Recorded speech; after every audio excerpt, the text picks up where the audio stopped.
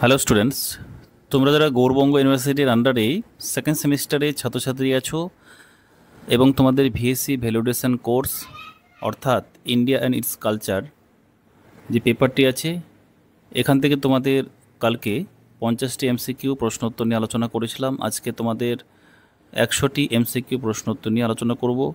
অর্থাৎ আমি তোমাদের 50টি এমসিকিউ তোমাদের বলে দেবো, আর বাকি 50টি তোমাদেরকে আমি স্ক্রল করে দেখিয়ে দেবো। তো দেখো, প্রথম প্রশ্ন, যতগুলি নিম্নলিখিত উদ্দেশ্যে করা হতো সেটা কি? চারটে অপশনের মধ্যে কী হবে? দেবতাদের সন্তুষ্ট করার জন্য। বৈদিক বিশ্বাসের রীতা প্রতিনিধিত্ব করে।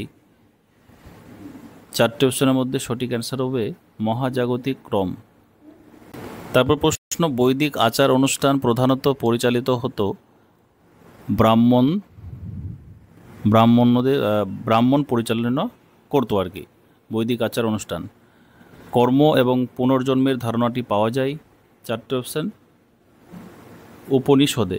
উপনিষদে পুনর্জন্মের ধারণাটি পাওয়া গেছিল। তারপরে বৈদিক লোকেরা মৃত্যুর পরের জীবনে বিশ্বাস করত, এই কথা সত্য। বৈদিক স্তোত্রগুলি বেশিরভাগই একই আকার, মানে এই আকারে। কীরকম আকার? সেটা হবে কবিতা। যজ্ঞ ছিল কেন্দ্রবিন্দু, এটা হবে যজ্ঞ ছিল কেন্দ্রবিন্দু, অপশান সি। এটা হবে অপশান সি। তারপরে পুরোহিতের ভূমিকা কী ছিল? পুরোহিতের ভূমিকা ছিল পুরোহিত এবং উপদেষ্টা। শিক্ষার ভিত্তি কী ছিল? বেদ। তারপরে প্রশ্ন নেক্সট, মহিলারা কিছু বৈদিক স্তোত্র রচনা করেছিলেন, কথা সত্য। লোপামুদ্রা এবং গার্গী ছিলেন মহিলা ঋষি। তারপর প্রশ্ন, বৈদিক লোকেরা নিম্নলিখিত রীতি পালন করত, এটা হবে অগ্নিযজ্ঞ। তারপর প্রশ্ন, অনুপস্থিত এটা হবে, এখানে এটা প্রশ্নটা এখানে হয়নি, ঠিক আছে, এটা তোমরা দেখবে না। বৈদিক শিক্ষা নিম্নলিখিত মাধ্যমে প্রেরণ করা হয়েছিল, এটা হবে প্রেরণ করা হয়েছিল মৌখিক ঐতিহ্যে। তারপরে মজভন শব্দটি ব্যবহার করা হতো নিম্নলিখিত ক্ষেত্রে, এটা কোন ক্ষেত্রে? এটা হবে গৃহস্থ যজ্ঞ প্রদানকারী। গায়ত্রী মন্ত্রটি পাওয়া যায় ঋগ্বেদে। প্রাথমিক বৈদিক যুগে নারীর মর্যাদা কী ছিল? সমান। অপশান হবে সঠিক অ্যান্সার সমান। তারপর প্রশ্ন, সংস্কারগুলি হলো কি? আচার অনুষ্ঠান। পুরুষ সূক্ত ব্যাখ্যা করেছেন কিভাবে? বর্ণ ব্যবস্থার উৎপত্তি। তারপর প্রশ্ন, মহাজন পদের তালিকাভুক্ত বৈধ পাঠ্য হল অঙ্গুত্তর নিকায়। তারপর প্রশ্ন কি আছে? জনপদ শব্দটির আক্ষরিক অর্থ কি? জনপদ শব্দটির আক্ষরিক অর্থ হবে জনগোষ্ঠীর বসতি। তারপর প্রশ্ন, জনপদ এবং মহাজন পদগুলির মধ্যে একটি উল্লেখযোগ্য রাজনৈতিক পার্থক্য ছিল। মহাজন পদগুলিতে সুরক্ষিত রাজধানী ছিল। তারপর প্রশ্ন, কোন মহাজনে একটি প্রজাতন্ত্রী গণসংঘ সরকার ছিল? ভোজ। বিশ্বের প্রথম প্রজাতন্ত্র বৈশালী কোন মহাজন পদের অংশ ছিল? এটা হবে সঠিক অ্যান্সার বজ্জী লিচ্ছবি বংশ। এটা ব্র্যাকেটে লিচ্ছবি বংশ যদি থাকে অপশানে, তোমরা সেটা দিবে। বিম্বিসার এবং অজাতশত্রুর মতো রাজাদের অধীনে মগধ বৈশিষ্ট্য অর্জন করেছিল, এটা হবে সঠিক অ্যান্সার মহাজনপদ যুগ। রাজগৃহ গিরিব্রজ কোন মহাজনপদের রাজধানী ছিল? এটা হবে মগধ, অপশন খ। প্রজাতন্ত্রী রাজ্যগুলিতে পরিষদ বা সাধারণত গঠিত হতো। পরিষদ কীভাবে গঠিত হতো? এটা হতো ক্ষত্রিয় বংশ প্রধান। যমুনার তীরে কৌশাম্বী কোন মহাজন পদের রাজধানী ছিল? এটা হবে বৎস। তারপর প্রশ্ন কি আছে? তারপর প্রশ্ন আছে, এই যুগে সংগৃহীত কারণগুলির মধ্যে ছিল ভাগ, যা ছিল উৎপাদিত পণ্যের 1/6 অংশ। মহাজন পদে কোনটি প্রশাসনিক কাজ ছিল না? সেটা হবে গ্রাম রাজ্যে ভোটে নির্বাচিত। গামিনী শব্দটির অর্থ গামিনী শব্দটির অর্থ কী হবে? গ্রামের প্রধান ব্যক্তি। মহাজন পদগুলির উত্থানের পেছনে কোন প্রযুক্তিগত উদ্ভাবন ভূমিকা পালন করেছিল? এটা হবে অপশান বি, লোহার হাতিয়ার।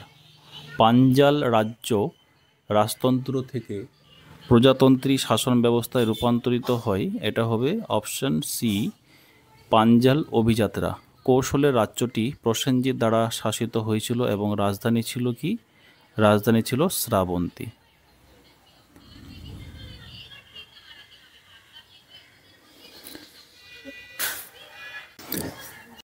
গাঙ্গেয় সমভূমিতে নগরায়নের কারণগুলি হলো, এটা হবে জনসংখ্যা বৃদ্ধি এবং নগরায়ন। তারপর প্রশ্ন, জনপদের সাথে সম্পর্কিত প্রাচীন মৎস্যশিল্প হলো, প্রাচীন মৎস্যশিল্প কি হচ্ছে? রঙিন ধূসর পাত্র। কোন মহাজনপদে মথুরা শহর অন্তর্ভুক্ত ছিল এবং কৃষ্ণ উপাসনার জন্য গুরুত্বপূর্ণ ছিল? এটা হবে সুরসেন। প্রজাতন্ত্রের রাজ্যগুলিতে বিচারের দায়িত্ব ছিল, এটা হবে পরিষদ। ঠিক আছে, পরিষদ। এটা পরিষদটা দুইবার হয়ে গেছে। মহাজনপদ যুগে দাসত্ব এবং বন্দিশ্রম ছিল। বন্দিশ্রম কি ছিল? কৃষি কারুশিল্পের ব্যবহৃত। তারপর প্রশ্ন, প্রথম বৌদ্ধ পরিষদ এখানে অনুষ্ঠিত হয়েছিল রাজগৃহে। তারপর প্রশ্ন, গৌতম বুদ্ধের জন্ম হয়েছিল লুম্বিনীতে। তারপর প্রশ্ন, মহাবীরকে জৈন ধর্মের 24তম তীর্থঙ্কর হিসেবে বিবেচনা করা হয়, এ কথা সত্য। জৈন ধর্ম অকান্তবাদের মতবাদ নিম্নলিখিত বিষয়গুলিকে বোঝায়, এটা হবে বহুমুখী বাস্তবতা। তারপর প্রশ্ন নেক্সট, সারনাথ গৌতম বুদ্ধের প্রথম ধর্মোপদেশ নামে পরিচিত, এটা কী হবে? ধর্মচক্র প্রবর্তন। মহাযান সম্প্রদায়ের প্রাধান্য লাভ করে কনিষ্ক। বৌদ্ধ ঐতিহ্য অনুসারে কন্দিন্য ছিলেন বুদ্ধদের প্রথম অহর্ত এবং শিষ্য, এটা হবে সত্য।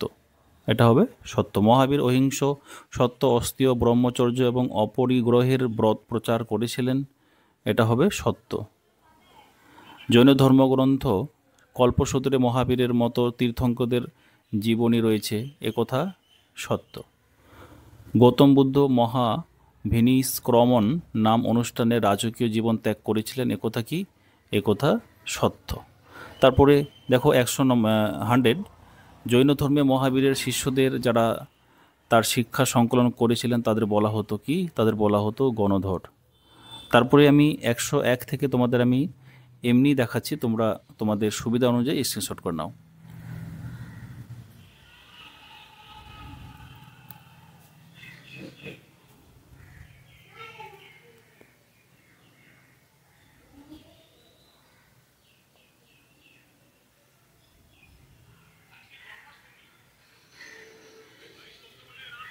তোমাদের টোটাল 150টি MCQ আমি তোমাদের দিলাম, এবং তোমরা এই প্রশ্নগুলো ভালো করে দেখো। আর বাকিটা আমার টেলিগ্রাম যে চ্যানেলটা আছে সেখানে দেওয়া থাকবে, তোমরা সেখান থেকে তোমাদের সুবিধা মতো দেখে নিতে পারো। তাহলে মোট 216টি প্রশ্ন হচ্ছে, আর এখানে 216টি প্রশ্ন আছে। আমি তোমাদের দুটো পার্টে দেখিয়ে দিলাম, ঠিক আছে? তোমরা দেখে নি। এখানে আমি তোমাদের যতটা পারছি তোমাদের স্ক্রল করে দেখাচ্ছি। তোমরা সুবিধা মতো, আমি যে আমার চ্যানেলটা আছে সেটার ডিসক্রিপশনে আমি লিঙ্ক দিয়ে রাখবো, তোমরা সেখান থেকে সেখানে টোটাল এই পিডিএফটা পেয়ে যাবে, ঠিক আছে? তাহলে তোমরা এই পর্যন্ত আপাতত দেখে রাখো। আমি বাদবাকি যে তোমাদের তথ্যটা, ইনফরমেশনটা দিয়ে দিলাম, এখান থেকে তোমরা আমার টেলিগ্রাম লিঙ্কে যাবে, সেখানে এই পিডিএফটা পুরো সেখানে পেয়ে যাবে।